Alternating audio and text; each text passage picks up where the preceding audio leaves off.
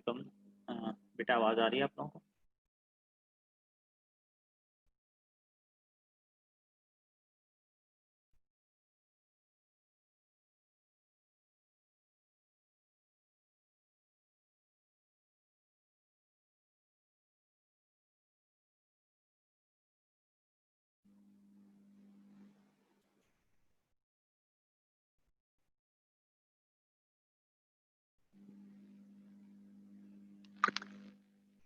जी, so last class में हम pH curves और इंडिकेटर्स के बारे में पढ़ रहे थे।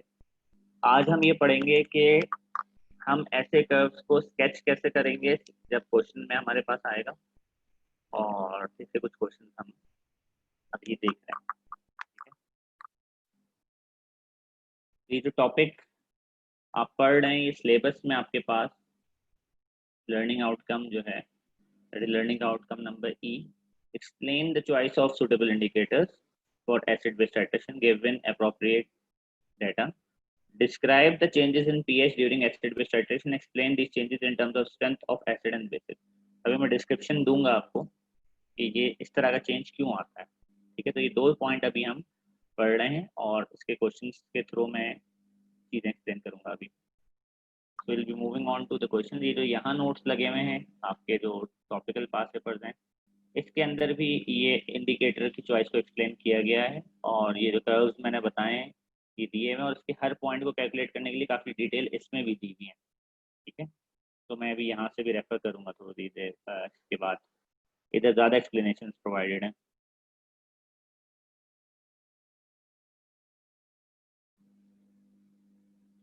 Moving on to the topic pH curves and choice of indicators।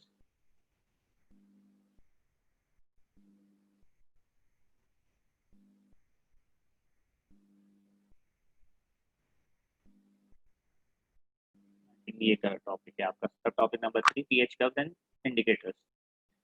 इसमें ये होगा कि एग्जामिनर आपको जो है वो एक लिस्ट दे देगा और आपसे बोलेगा कि बताएं कि कौन सा इंडिकेटर जो है वो इस टाइट्रेशन के लिए सही है, सुटेबल है। तो पहले तो आपको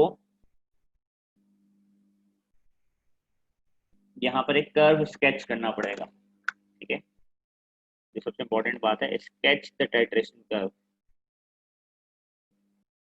तो इसके लिए सबसे पहले आपको डिसाइड करना पड़ता है क्वेश्चन पढ़ के कि इन तीन में से किस कैटेगरी में फॉल कर रही है। क्या ये strong acid and strong base titration है, या ये strong acid and weak base titration है, या ये वीक एसिड और स्ट्रॉन्ग बेस टाइट्रेशन है। ये तीन कैटेगरीज आपके पास आएंगी। तो चौथी कैटेगरी है weak acid weak base titration, वो आपके पास नहीं आएगी। तो ये तीन में से कोई एक कैटेगरी होगी। तो ये आपको पढ़ के पता चलेगा क्वेश्चन के ये कौन से टाइप की टाइट्रेशन है। So if I can read this question, I can clearly see he is mentioning NaOH. So NaOH is a strong base. Then he is mentioning a carboxylic acid. Chloroethanoic acid है ये। ठीक है, क्लोरोएथेनोइक acid mention कर रहा है ये। तो आपको इसका नाम बेशक ना पता हो, उसमें CO2H ग्रुप दिख रहा है, तो it's a weak acid. So it's a third type category, weak acid strong base. Weak acid strong base का जो आपके पास कर्व बनना चाहिए वीक एसिड स्ट्रॉन्ग बेस का, वो आप याद रखें कि कुछ किस तरह का शेप होना चाहिए। पहले आपको उसके शेप की तरफ लेके जाऊँ। Weak acid strong base,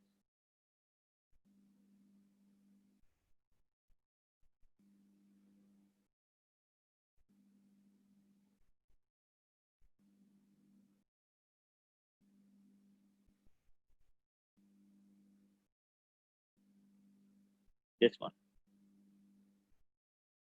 the second last one, the weak acid strong base, जिसके ऊपर लिखा हुआ है इस तरह का इसका शेप होगा। सही है, तो इसकी जो चॉइस ऑफ इंडिकेटर रेंज होगी वो 7 से ऊपर के आसपास ही आती है यूजुअली। अगर स्टार्टिंग पीएच इतना ऊपर, जैसे इन्होंने 5 शो किया हुआ, अगर इतना ऊपर आए तो। अब मैं आपको जो पॉइंट्स बता रहा हूँ वो बहुत इंपॉर्टेंट हैं, और वो आप कहीं पे लिख लें तो बेहतर है। ठीक है, ये आपके नोट्स में यहाँ लिखे हैं, ये जो नोट्स है ना ये वाले जिसमें क्वेश्चन करा रहा हूँ, जो ऊपर नोट्स हैं उसमें सारे पॉइंट्स लिखे हैं, मैं आपको बता रहा हूँ अभी यहाँ मैं टाइप हुआ है। आपने करना ये होता है कि सबसे पहले आपको तीन चीजें कैलकुलेट करना पड़ती हैं। You have to calculate the initial pH, जो एग्जामिनर ने इससे ऊपर पार्ट 2 में करवाया हुआ है आपसे कैलकुलेट। अगर एग्जामिनर ना करवाए कैलकुलेट तो you have to calculate it. Then you have to calculate the neutralisation volume,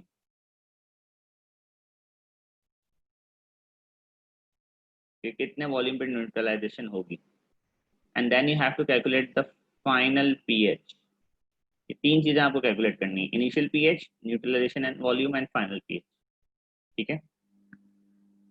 जब आप इनिशियल पीएच कैलकुलेट करते हैं तो आपको ये पता होना चाहिए कि कौन सी चीज फ्लास्क में पड़ी हुई है, क्योंकि इनिशियल पीएच उस चीज की होती है जो कि फ्लास्क में पड़ा हुआ हो। ठीक है, जो भी चीज फ्लास्क में होगी उसकी इनिशियल पीएच होगी। सही है। लेट्स, अच्छा आपको कैसे पता चलेगा कौन सी चीज फ्लास्क में? आप इसका एक्स एक्सेस पढ़ लें। ठीक है, एक्स एक्सेस पे जो चीज लिखी हुई होगी ना वो ब्यूरिट में, तो आपको पता चल जाएगा कि एसिड फ्लास्क में। तो इट्स कंफर्म्ड के एसिड फ्लास्क के अंदर है। फ्लास्क के अंदर आपके पास एसिड है और वो भी एक वीक एसिड है। सही है। तो सबसे पहली चीज क्या हो गई कि आपको वीक एसिड का पीएच निकालना है। अब ये आपकी बेसिक्स आ जाती हैं इस चैप्टर की कि वीक एसिड का पीएच कैसे निकालते हैं। वीक एसिड का पीएच ऐसे निकालते हैं कि you need to calculate the H positive ion, जिसके लिए आप under root K a into concentration of acid करते हैं। कंसेंट्रेशन ऑफ एसिड तो ये मेंशन्ड है 0.1। हमें सिर्फ क्या चाहिए, इसकी के ए की वैल्यू चाहिए। के ए की वैल्यू पिछले पेज पे दी हुई है, ये के ए की वैल्यू पिछले पेज पे दी हुई है। जब आप उसको 0.1 से मल्टीप्लाई करके अंडर रूट करेंगे तो आपके पास H प्लस आ जाएंगे, उसका माइनस लॉग लेंगे तो आपके पास पीएच आ जाएगी। वो आपकी यहाँ पर इस जगह पर कहीं पे भी वैल्यू होगी, 0 से 7 के दरमियान कहीं से भी वैल्यू आ जाएगी। That will be your starting pH, that will be your starting pH. तो अभी मैं जरा ऊपर जाके इसकी के की वैल्यू देखता हूँ। ये दी हुई 1.3 इंटू 10⁻³ है इसकी के की value. So coming back to the original question again, so I need help from someone। 1.3 into 10⁻³ को 1.3 इंटू 10⁻³ को जरा मल्टीप्लाई करें, 0.1 से अंडर रूट करें, H प्लस आएगा, उसका माइनस लॉग लेके जरा मुझे पीएच बताएं कितनी आ रही है। 1.3 exponent -3 multiply by 0.1 under root, जो आंसर आएगा वो H प्लस है, उस H प्लस का माइनस लॉग लें उस वैल्यू का, तो पीएच आएगा। वो बताएं कितना है।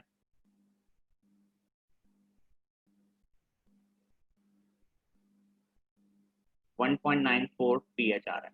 ठीक है, अब मैं ये सब कुछ मिटा रहा हूँ, स्टार्ट पीएच पता चल गया मैं 1.94।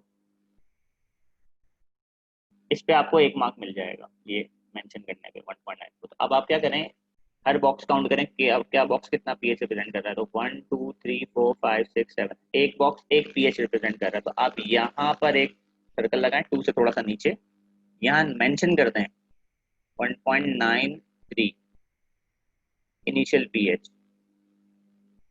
अपने माइंड में केमिस्ट्री क्लियर करने के लिए ध्यान में रखें कि अगर आपने यहाँ पर एक पीएच मीटर लगाया तो पीएच मीटर पे जो रीडिंग आ रही होगी शुरू में वो 1.93 आ रही होगी, और अभी आपने ऊपर से NaOH ऐड करना नहीं शुरू किया। NaOH आपके पास ब्यूरेट में अभी आपने ऐड करना नहीं शुरू किया। ठीक है, ये ध्यान में रखिए।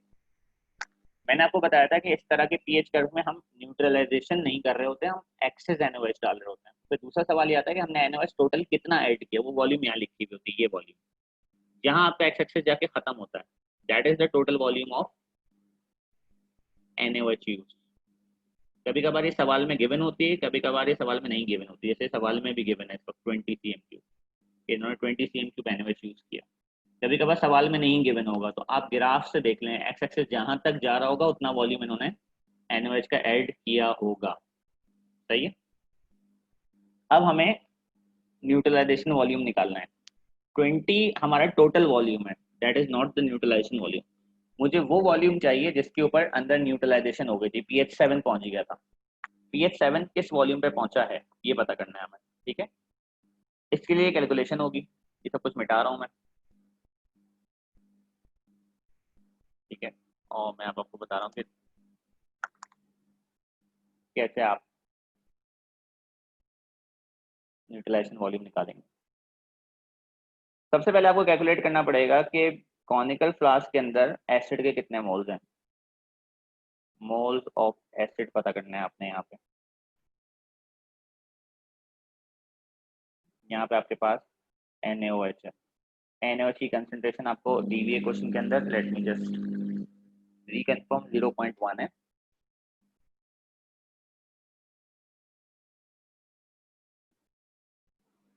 इस एसिड की कंसंट्रेशन भी 0.1 मोल पर डीएम क्यूब दी हुई है। इस एसिड का जो वॉल्यूम दिया हुआ है 10 सेंटीमीटर क्यूब दिया हुआ है। सबसे पहले आप फाइंड करेंगे कैलकुलेशंस में, कैलकुलेशन का जो आपका स्टेप होगा उसके अंदर आप फाइंड करेंगे moles of acid.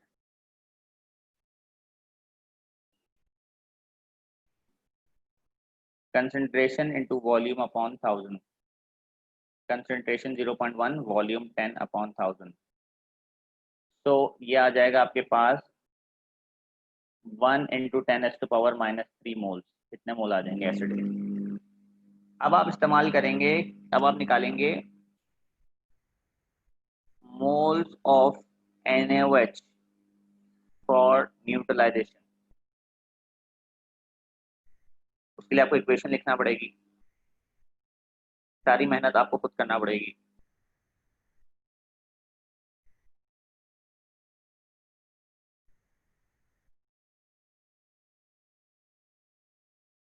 Na plus half H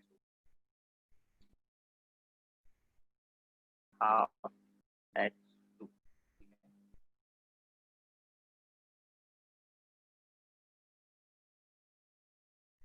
चलिए, अगर आपके पास NaOH के मोल्स 1 इंटू 10⁻³ आए हैं, तो क्योंकि रेशियो 1:1 है तो इसके मोल भी 1 इंटू 10⁻³ आए।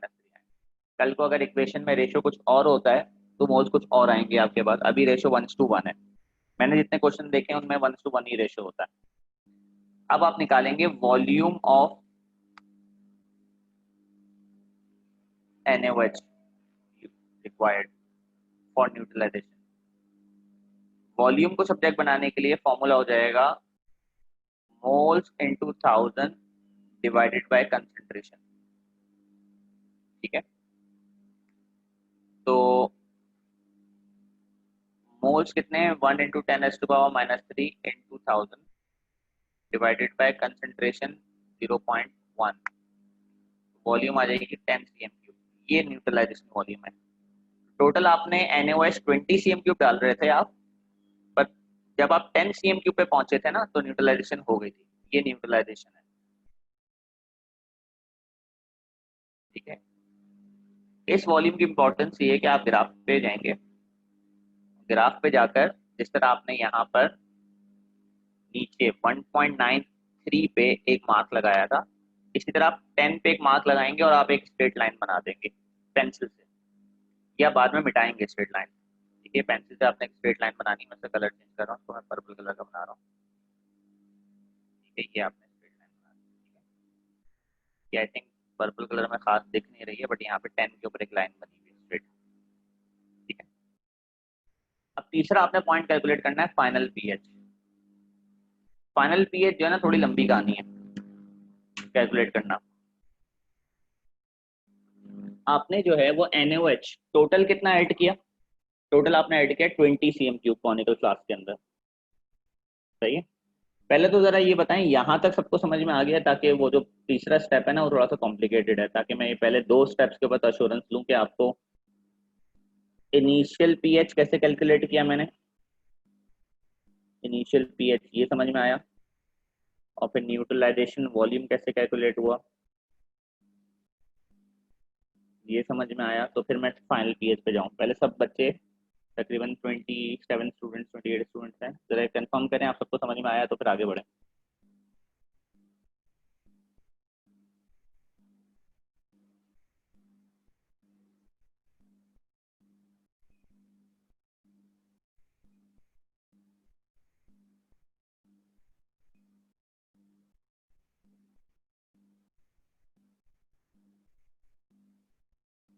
चला भाई, माइक सही हुआ आज आपका?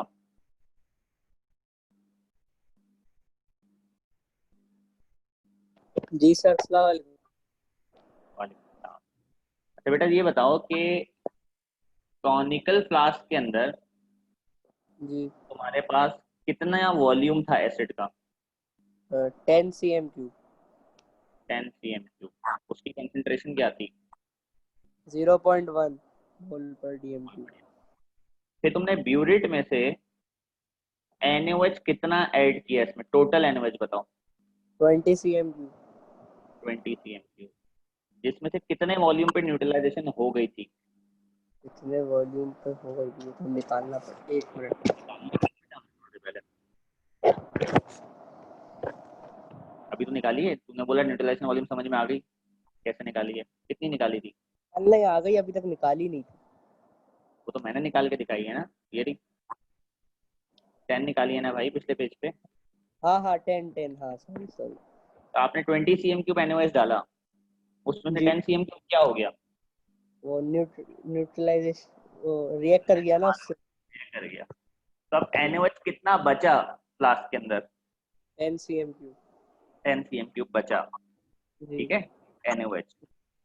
जी तो सबसे पहले तो तुम 10 cm3 NaOH में मोल निकालोगे कि 10 जी। cm3 NaOH में मोल कितने होते हैं।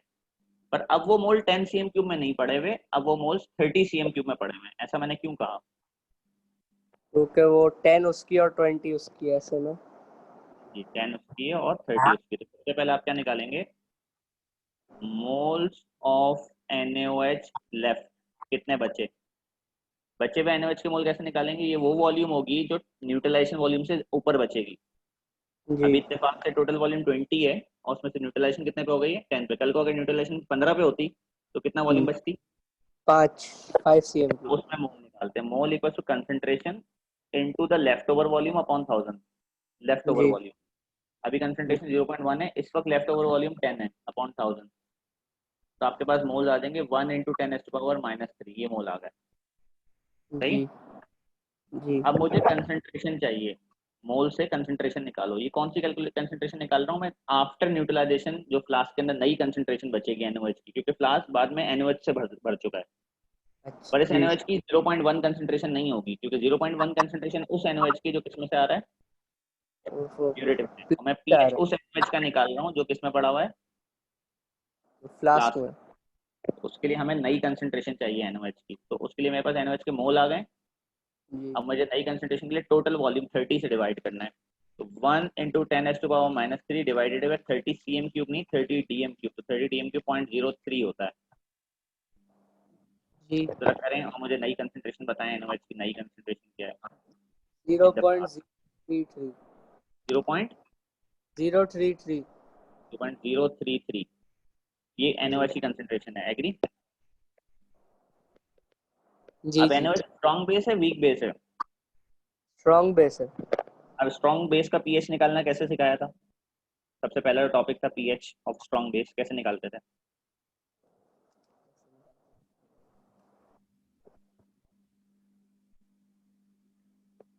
भूलिया।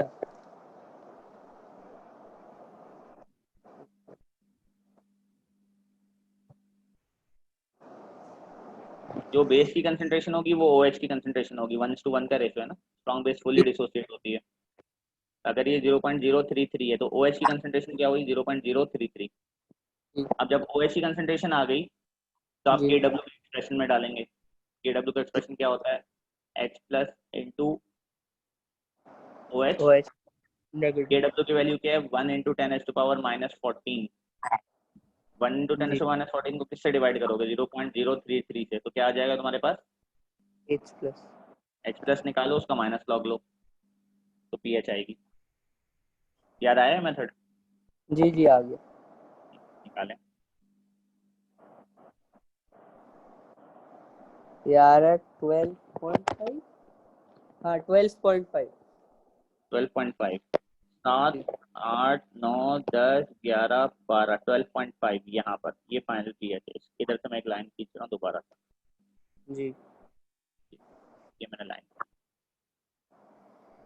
अब जितने बच्चे यहाँ मौजूद हैं ये कैलकुलेशन सबको समझ में आई, फाइनल पॉइंट पीएच 12.5 हमने कैलकुलेट किया कैसे।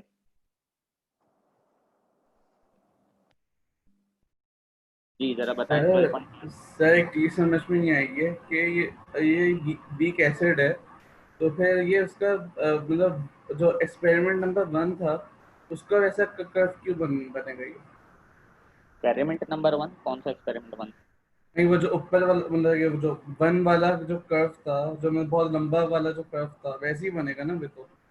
अभी तो मैंने कर्व बनाया ही नहीं है, मैं तो सिर्फ तीन वैल्यूज कैलकुलेट कर रहा हूँ, इनिशियल अच्छा पीएच, अच्छा। और एक न्यूट्रलाइजेशन बात वॉल्यूम और बताएं, फाइनल पीएच। वीक एसिड का पीएच इतना कम क्यों है वैसे? हो सकता है कोई ऐसा मसला नहीं है वीक एसिड का पीएच कम, स्ट्रॉन्ग एसिड का पीएच ज़्यादा हो सकता है, ये तो आप ओ लेवल में बातें पढ़ते थे, अच्छा बताया तो अच्छा आपको। पानी का पीएच भी 7 से हट के हो सकता है, 6 हो सकता है पानी का पीएच, और न्यूट्रल हो सकता है, टेम्परेचर डिपेंडेंट होती है वो बात। कोई रेंज नहीं होती फिक्स किसी चीज़ की कि वो चीज़ स्ट्रॉन्ग है या वीक है।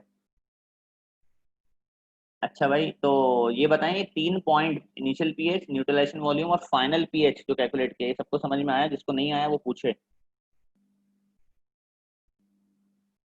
जी फैजान भाई जरा माइक अनम्यूट करें। जी सर, अस्सलाम वालेकुम। अच्छा, क्या समझ में नहीं आया इन तीनों में से? सर, पहले स्टेप के बाद दूसरा जो कंसंट्रेशन और आखिर में जो बेस का पीएच नहीं, निकाला है वो आपको वाला पार्ट। इनिशियल पीएच या न्यूट्रलाइजेशन वॉल्यूम या फाइनल पीएच, तीन अलग स्टेप। Final pH. प्रोसेस हो क्या रहा है पहले तो ये बताएं, हुआ क्या है, एंड में क्या हुआ है, एंड में क्या बचा है? न्यूट्रलाइजेशन वॉल्यूम के बाद क्या होगा आपके हिसाब से? न्यूट्रलाइजेशन वॉल्यूम के बाद हमें फाइनल पीएच निकालना होगा, जो मोल्स के अबे फ्लास्क बेस के के जो अंदर मोल्स बता, बचे होंगे फ्लास्क के उसके। अंदर बता क्या हुआ है। जी सर। न्यूट्रलाइजेशन हो गई ना फ्लास्क के अंदर, उसके बाद क्या हुआ है फ्लास्क के अंदर?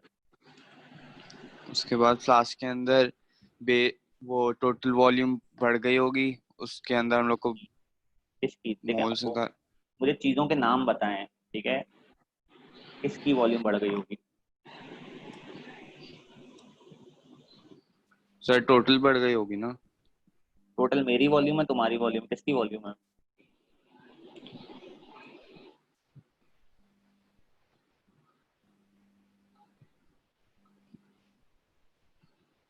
अबे भाई किस चीज, कोई नाम होगा ना उस चीज का जिसकी वॉल्यूम बढ़ रही है।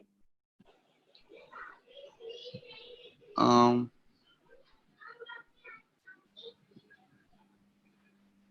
कौन सी दो चीजें रिएक्ट कर रही हैं भाई?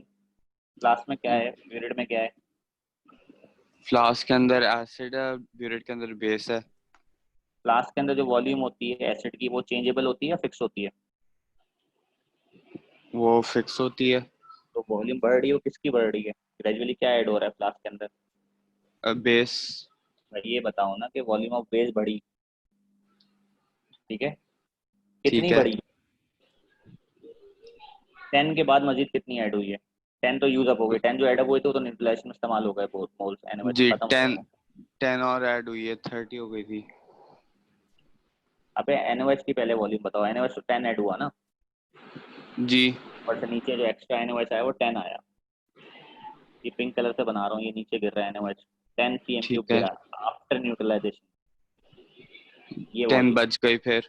ये एरिया ये एक्स्ट्रा है, ये एक्स्ट्रा वॉल्यूम ऐड हुई है सारी। तो मेरा पहला सवाल है, ये एनओएच के कितने मोल हैं? मोल कैसे निकालते हैं? Moles is equal to concentration into volume divide by 1000। तो वो यहाँ पर हुआ हुआ है, ये देखो ये हुआ हुआ। ठीक है। कितने मोल आए? 1 एक्सपोनेंट -3। ये मोल कहाँ पड़े हैं अब? फ्लास्क के अंदर। हाँ, पर अब जिस पानी के वॉल्यूम में पड़े हैं, जिस वॉल्यूम में पड़े हैं पानी के, वो 10 नहीं है, क्योंकि पहले से अंदर एसिड था। पहले से एसिड अंदर कितना था? 10। 10, फिर अंदर गया NaOH 10, जो कि न्यूट्रलाइजेशन में इस्तेमाल हो गया, 20 हो गई थी वॉल्यूम।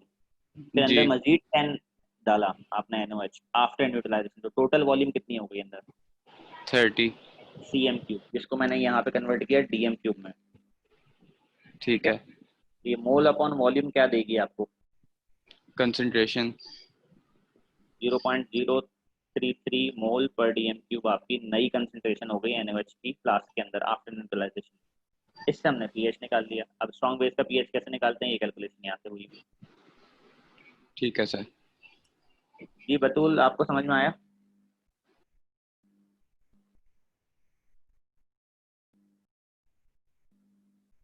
ठीक है, आप लोगों को तीनों स्टेप समझ में आ गए, सही है। आपको ये मेहनत करना पड़ेगी इतने से सवाल के ऊपर। ज़रा मैं सवाल क्लियर कर रहा हूँ।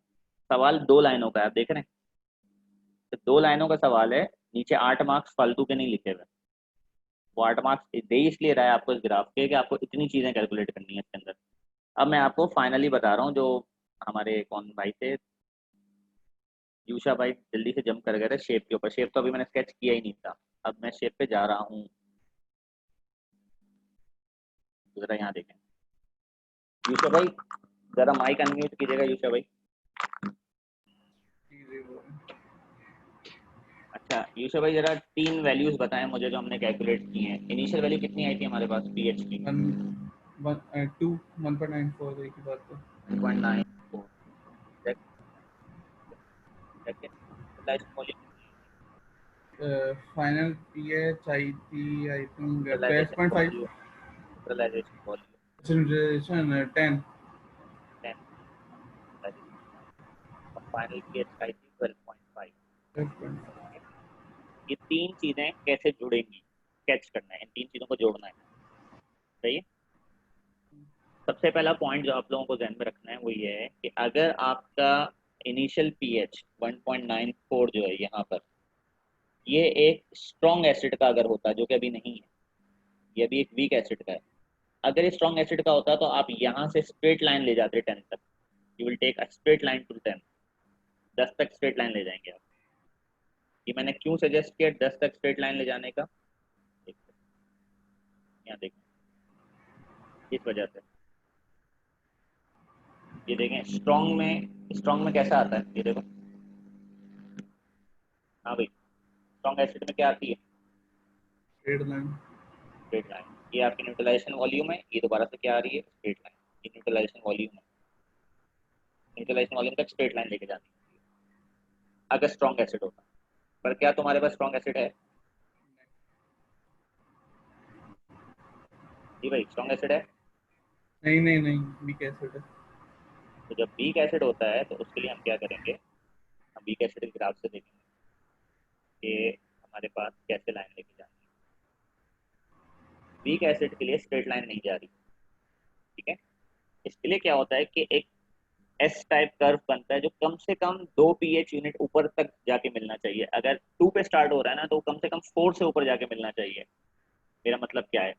मेरा मतलब ये है कि आपने ये पहले डिसाइड कर लिया कि आपका इनिशियल पीएच 1.49 है, यानी कि समझो अप्रोक्सीमेटली 1.49 1.94 सॉरी। और यहाँ पे मैं एक लाइन ड्रॉ कर रहा हूँ जो कि मैं बाद में मिटा दूंगा। ये न्यूट्रलाइजेशन वॉल्यूम लाइन है, ठीक है। इस लाइन से इसको मुझे मिलाना है 2 पीएच यूनिट ऊपर। 2 पीएच यूनिट की कहानी क्या है? क्योंकि ये वीक एसिड है, वीक एसिड का पीएच बहुत जल्दी जल्दी चेंज होता है। तो जब मैं यहाँ पहुंचूँ ना, तो ये तकरीबन यहाँ तक मिलना चाहिए, 2 पीएच यूनिट ऊपर, 1 पीएच 2 पीएच यूनिट से ऊपर यहाँ आके कहीं मिलना चाहिए इसको। समझ में आई ये बात? जी जी, आ गई। इसको आप ले जाकर इससे मिला दें, यूं करके किसी भी तरह के शेप से मिला दें। वैसे एक एस शेप की लाइन मिलती है, कर्व से मिला दें। वैसे जो लाइन बनती है ना, वो एक एस शेप बनती है, ठीक है। ऐसे बनती है, यूं बनती है S shape. S shape line क्यों बनती है, उसकी वजह ये है कि अभी थोड़े दिनों पहले आपने एक टॉपिक पढ़ा था कि अगर आप वीक एसिड में स्ट्रॉन्ग बेस मिलाएं, यूशा भाई, जी जी जी। क्या प्रोडक्ट होगा अगर ये वीक एसिड है, हम्म, स्ट्रॉन्ग बेस। इक्वेशन कंप्लीट करें, strong base plus weak acid, एक क्या मिनट। बनेगा? क्या करने का? Strong base plus buffer. Buffer बनेगा। बफर क्या करता है? पीएच को, कंट्रोल करते हैं। इसलिए पीएच कंट्रोल हो रहा है यहाँ पे। पहले वो चाहेगा पीएच चेंज ना हो, सिर्फ स्ट्रेट फ्लैट जाएगा, फिर इंक्रीज होगा, तो एस टाइप का शेप बनता है के अंदर ना। नीचे मैं दिखाऊंगा एग्जामिनर ने कैसा बनाया, वैसा आपको शेप बनाना पड़ेगा। तो यहाँ पर बफर इफेक्ट आता है, इसको कहते हैं बफर इफेक्ट। बफर बन जाता है, बफर पीएच को कंट्रोल करने की कोशिश कर रहा होता है कि पीएच चेंज ना हो।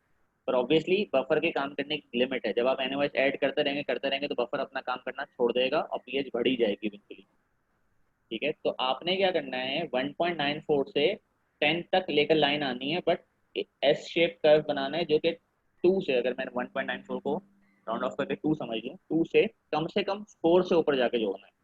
ये अगर 4 है ना तो 4 से ऊपर जाके जुड़ना है। ये मार्किंग स्कीम में भी लिखा हुआ है 2 pH यूनिट ऊपर होना चाहिए, 2 pH यूनिट ऊपर। ठीक है, यहाँ आके आपने इसको टच कर देना लाइन को। ये बात समझ में आई यूशा भाई? जी आ गई समझ। अब आपने यहाँ से इसको ऊपर तक स्ट्रेच करना। देखें ये एरिया मैं मिटा रहा हूँ, जरा देखें, इरेज कर रहा हूँ। ये मैंने लाइन मिटा दी, स्ट्रेट लाइन जो खींची ना मिटा दी। अब मुझे इस स्ट्रेट लाइन को ऊपर तक लेके जाना है, यहाँ से कहाँ तक? फाइनल पीएच तक। फाइनल पीएच कितनी थी? 12.5। 12.5। तो ये हो गया, हम आ गए 12 पे। ये हम 12 पे पहुंच गए, 12 तक लेकर आए, 12 तक स्ट्रेट ले आया ऊपर में, 12 तक स्ट्रेट ले आया। अब स्ट्रॉन्ग बेस है ना, स्ट्रॉन्ग बेस का बिहेवियर देखेगा, स्ट्रेट लाइन होती है। 12.5 पे हॉरिजॉन्टल कर दीजिएगा, यहाँ से आप लाकर इसको हॉरिजॉन्टल कर दीजिएगा। बिल्कुल ठीक है। अभी मैं आपको स्ट्रॉन्ग बेस पे लेके जा रहा हूँ। स्ट्रॉन्ग बेस फ्लैट लाइन होती है, ये देखें। स्ट्रॉन्ग बेस देखें कैसी होती है, फ्लैट लाइन स्ट्रॉन्ग बेस। फिर मैंने भी जाके स्ट्रॉन्ग बेस की वजह से एक फ्लैट लाइन बना दी है, देखें। ये आपने स्केचिंग का ध्यान रखना है। यहाँ पे आपने हॉरिजॉन्टल रखना है,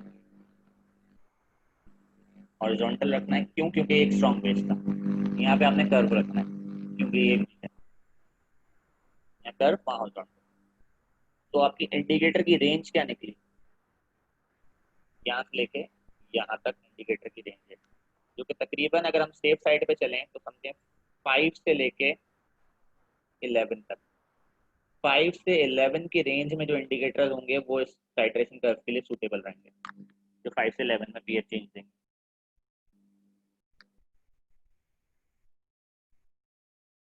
जी भाई, समझ में आया सबको?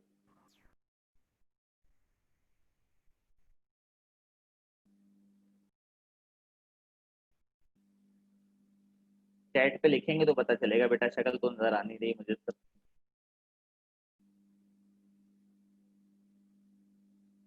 सिर्फ बतूल को समझ में आया और फैजान को, 2 बच्चों को। सर अगर वीक एसिड एक्सिस में हो तो तभी दोनों में बफर इफेक्ट पड़ेगा, नीचे भी ऊपर भी।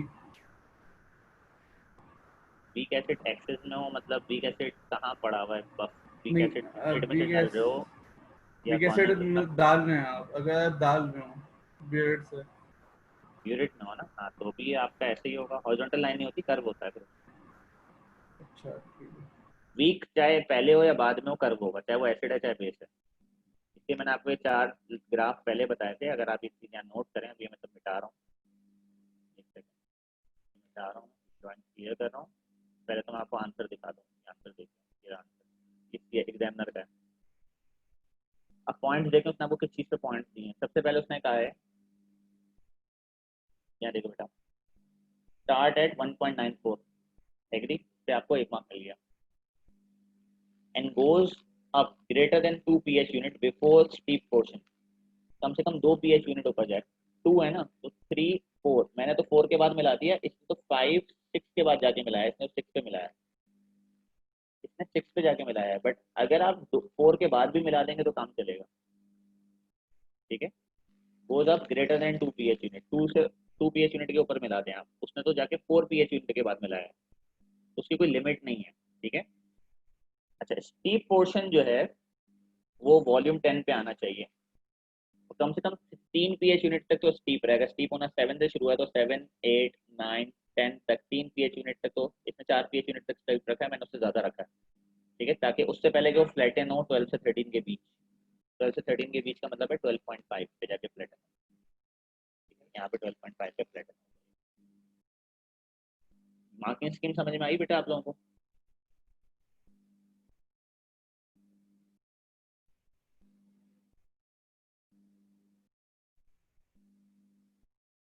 तीन चार बच्चे ही पढ़ रहे हैं आज तक।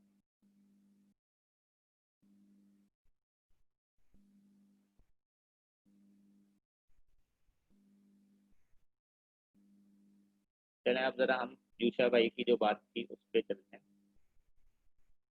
आपको जो चीज़ ध्यान में बिठानी है, बाकी कर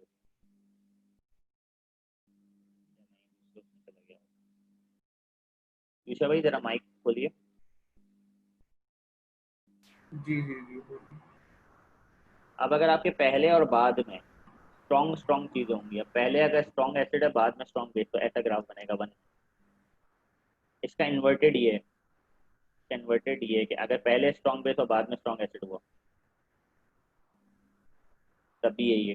बिल्कुल 180 डिग्री 90 फ्लिप है वो उसका। ये दिख रहा है ग्राफ नीचे वाला पहला।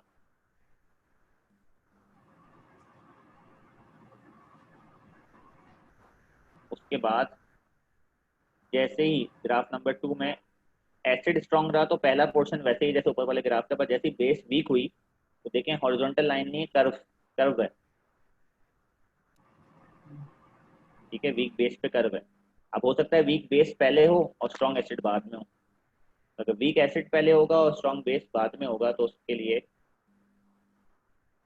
ये स्ट्रॉन्ग बेस पहले हो वीक एसिड बाद में, उसमें ये सेकंड कर्व इन्वर्टेड। ये नीचे वाले जो कर्व बने ना, इसमें हमने बेस को फ्लास्क में और एसिड को ब्यूरेट में सोचा हुआ है। और जो ऊपर वाले कर्व कर्व बने में, इसमें एसिड को फ्लास्क में और बेस को ब्यूरेट में सोचा हुआ है। तो आपको ये सबकी शेप देखना पड़ेगी। ठीक है, और जो सबसे आसान शॉर्टेस्ट तरीका याद रखने का वो ये है कि अगर कोई चीज़ स्ट्रांग है तो उसको उसके पॉइंट से हॉरिजॉन्टल लाइन से स्ट्रेट हॉरिजॉन्टली मिला देना है बस। मतलब मेरे हिसाब से स्टूडेंट को इतने ज़्यादा मतलब पोर्शन क्रिएट करने की जरूरत नहीं है दिमाग में। अच्छा भाई, यहाँ देखें, ये कर लेते हैं। यूशा भाई, यस। इमेजिन करेंगे कॉनिकल क्लास में क्या पढ़ा हुआ है, खुद ही इमेजिन करें फिर। एसिड पढ़ा, स्ट्रॉन्ग या वीक?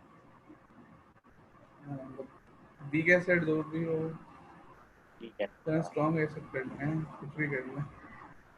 मतलब एक काम करना है ना, डिसाइड कर लो। चलो वीक करना है, सही है, वीक करना है। वीक एसिड पढ़ा हुआ है आपके पास, ठीक है? तो बेटा सिर्फ ब्यूरेट में तो आपके पास स्ट्रॉन्ग बेस के अलावा ऑप्शन नहीं बचेगा ना, क्योंकि वीक बेस का तो ऑप्शन नहीं है आपके पास सिलेबस में। स्ट्रॉन्ग बेस ही बचेगा ना, तो ये तो वही कर्व हो जाएगा जो आपने अभी बनाया है। अभी आपने वीक एसिड स्ट्रॉन्ग बेस ही तो बनाया था कुछ। तो मैं दोबारा से प्लॉट करके आपको बता देता हूँ इसके लिए होगा क्या। आप खुद से जरा इनिशियल पीएच सोचो, खुद से कोई भी वैल्यू सोचो इनिशियल पीएच। सी। आप यहाँ मार्क करेंगे 3 पे। कितने वॉल्यूम पे न्यूट्रलाइजेशन हुई, बेस कितना ऐड किया न्यूट्रलाइजेशन, कोई भी वैल्यू सोचो। 15। 15 पे, तो 15 से ऊपर जाके आपने एक लाइन खींच देनी है, फर्स्ट में 15 पे न्यूट्रलाइजेशन। टोटल तुमने बेस कितनी डाली? टोटल बेस करने 25। 25, तो फाइनल पॉइंट 25 होगा। फाइनल आखिरी एक्सेस पे जो पॉइंट लेवल हुआ होगा 25 होगा। फाइनल पीएच कितनी है तुम्हारी? फाइनल एनएच पीएच 11 करना। 11 कर लेते, फाइनल पीएच 11 कर। अब इन तीन को जोड़ना कैसे, क्योंकि हमारे पास तुमने शुरू में वीक एसिड बोला है और वो 3 है। मेरे जहन में कि 3 से कम 5 से ऊपर, 5 से ऊपर, ये अगर 5 है, 5 से ऊपर जोड़ूंगा जाकर, तो मैंने यूं जाकर यूं करके यूं जोड़ दिया 5 से ऊपर, इधर लाइन में जोड़ दिया। ये बात समझ में आई? उसके या बाद मैंने रबड़ लेके नीचे वाली लाइन मिटा दी भाई, इतनी लाइन मिटा दी, इसका कोई काम नहीं। ये पोर्शन मिटा दिया, ऊपर वाला पोर्शन रहने दिया, तो स्ट्रेट जाने दिया, क्योंकि तुमने मुझे 11 बताया था तो मैं इसको 11 तक ले आया नीचे। और क्योंकि फाइनली ब्यूरेट में स्ट्रॉन्ग बेस है तो मैंने इसको यहाँ पर 11 पे लेवल ऑफ कर दिया। कहाँ तक? 20 तक गिरा बन।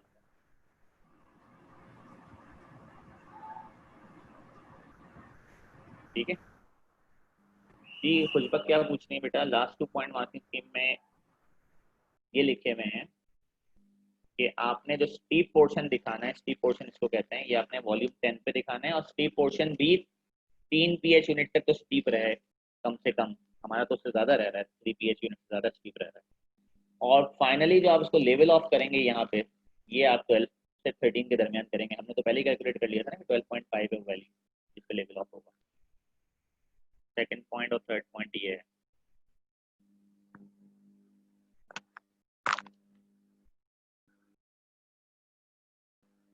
जी समझ में आया सबको ये?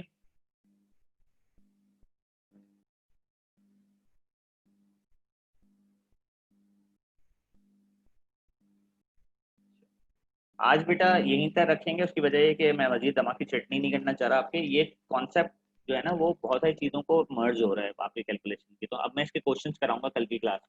मैं सजेस्ट करूंगा कि पहले आप इसको नोट से पढ़ें, टॉपिक को दोनों नोट्स से। इसमें भी ऊपर नोट्स लगे हुए हैं, इस हैंड आउट में भी नोट्स लगे हुए, उससे पढ़ें।